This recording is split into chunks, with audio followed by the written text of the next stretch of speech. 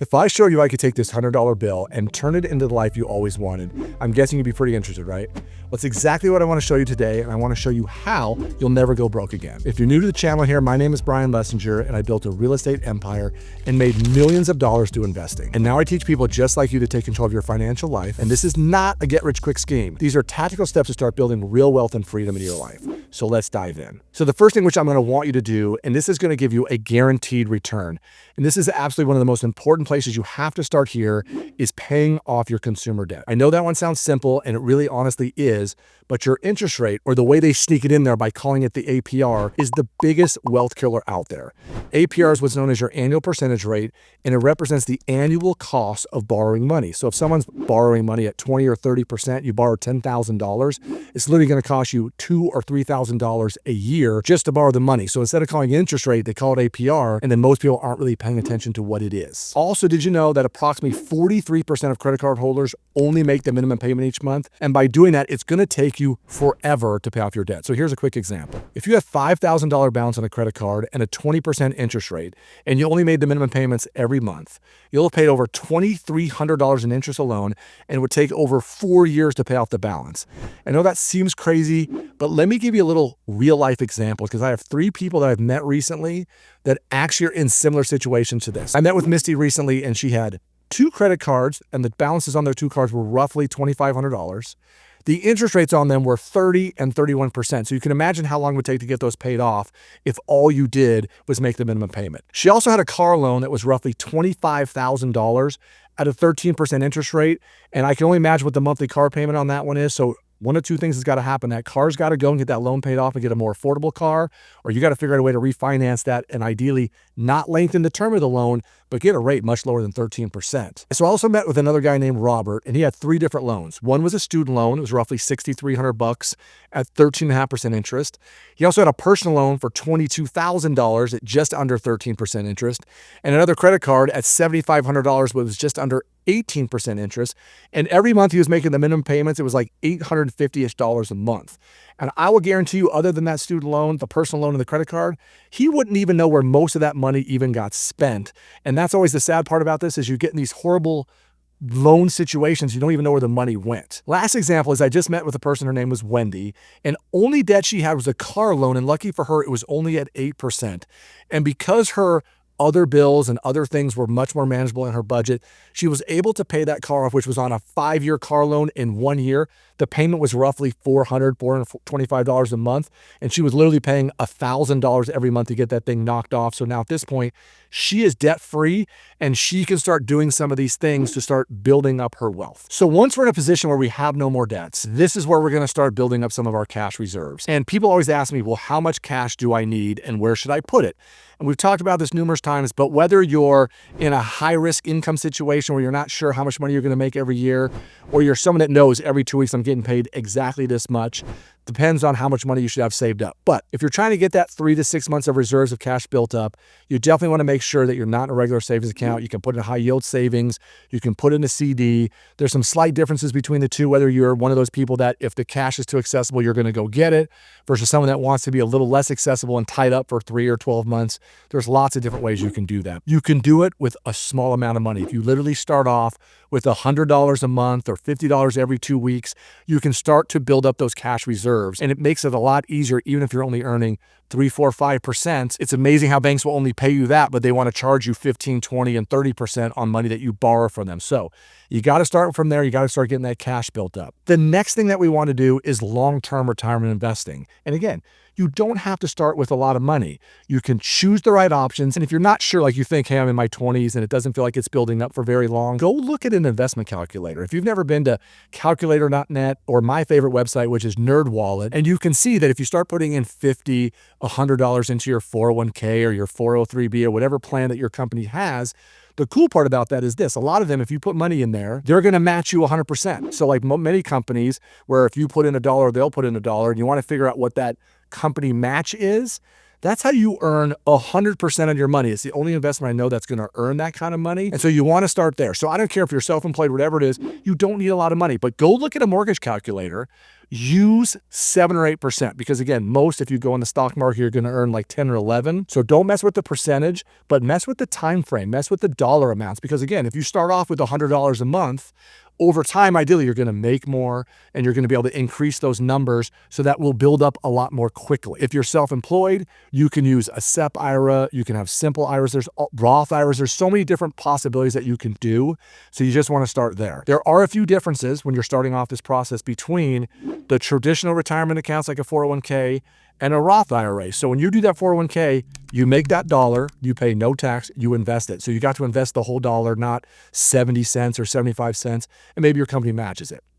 But down the road, in the long haul, you're going to end up paying tax when you're at retirement age, which that's fine. You're going to pay taxes at some point anyway. You might as well let it grow for 20, 30, 40, 50 years and pay tax later. Depending on your age, you go to the Roth IRA. So now you make a dollar, you pay tax on it. And then for most younger people, you can put up to $7,000 in your Roth IRA. For someone my age, I can put $8,000 in your Roth IRA. And then you pay tax now. And when you go to take that money out retirement, you won't have to pay tax later. The downside when you tie your money up in these retirement accounts is that you really cannot get to the money until you're at least 59 and a half years of age. If you want to pay serious penalties and serious fees, you can get money out. I get sometimes people asking me, should I pull money out of my 401k to use as a down payment on a house? I would try to never do that if you can. And again, the 401k, these other retirement accounts sometimes have limited options on what you can invest in. And you want to be careful, of course, as always, what the fees are to manage these accounts, so you're not paying too much in fees. Doesn't take much. Start with as little money as you have, get going and get that compounding over time built up. Once you've now funded your retirement accounts, and I'm one of those, as our example again goes, is let's say we have $100,000. I'm a big fan, if you can, investing 20%. So if we did our example, we put $4,000 into our 401k, and we also then put $7,000 into our Roth IRA. That's only $11,000. You'd still have $9,000 left over. And that's where we want to start investing in our taxable brokerage, non-retirement investing account. The cool part about these accounts is you can invest in a lot more things. Like I said, sometimes you're limited in a 401k, but you can do low-cost index funds. You can do ETFs, which are going to be less risky. You can invest in stocks, which are going to be a little more risky because you're investing in an individual company. You can put some money in bonds, which is going to be the least risky. But like mutual funds and ETFs, there's going to be some restrictions, but long-term, if you're investing in your brokerage account, you can invest in things like the S&P 500 or total market funds. And it gives you a little more variety on what you can invest in and diversify automatically without having to worry about buying a handful of stocks. Now, the reason you want to do these, especially with low-cost index funds and ETFs, is you can diversify your exposure and you can keep the cost down. Because what you don't want to do is have all these trades happening, because the more you trade, the more it's going to cost you to do these things. So you just want to set it, forget it, make it passive and easy, and have that money just going in there every 2 weeks. So another investment that we talk about is real estate. And I know for many people, especially if you're starting out, you're trying to figure out how to invest with $50 or $100, whatever it might be. Owning a piece of real estate is not really capable to happen right now. But what we can do is invest in what's called a REIT, which is a real estate investment trust.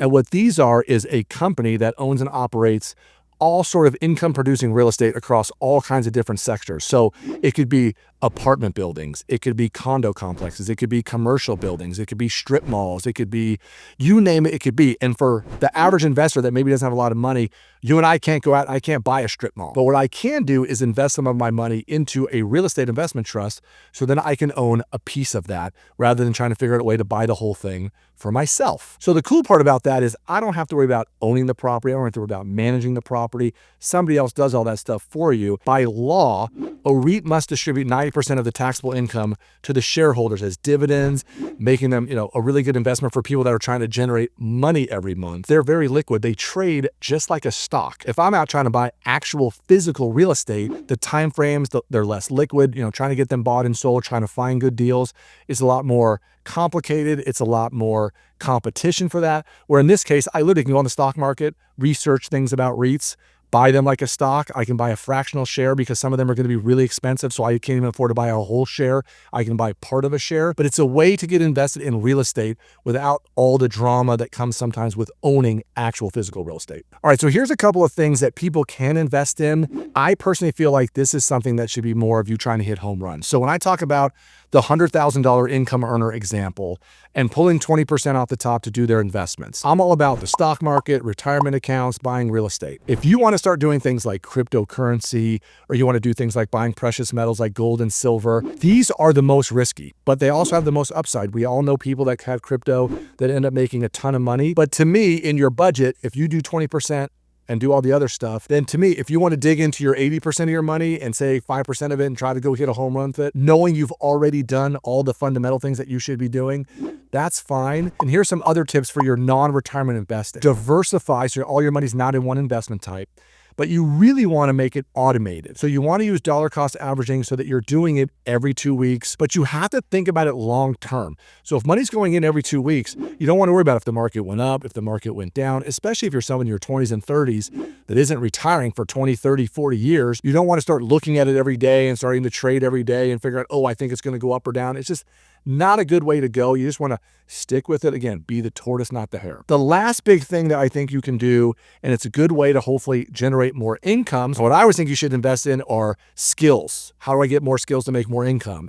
How do I invest in courses or certifications or classes or going to events so that I can continue to improve and earn more money? Earning more money is a fantastic way to start making all these things happen a whole lot sooner. So then I can make the best use of the money I'm making so that my money keeps making more money while I sleep. The other big thing that I'm big on now, and when I was younger, obviously it was only books, but now you can listen to half these books. But if you haven't listened to books like Think and Grow Rich, or a more modern book, The Psychology of Money, or one of my favorite authors who is David Bach, his last name is B-A-C-H, we'll give you some information about that.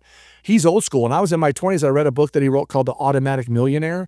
And it showed you this process on how, if you just did these small things, how one day in the future you would be a millionaire. Once all this is up and running, then we can start to discuss, to me, what the next fantastic option is, and the number one area in my true expertise, which is real estate. But that's not how we're going to be able to do this with small amounts of money, $50, $100 every couple of paychecks.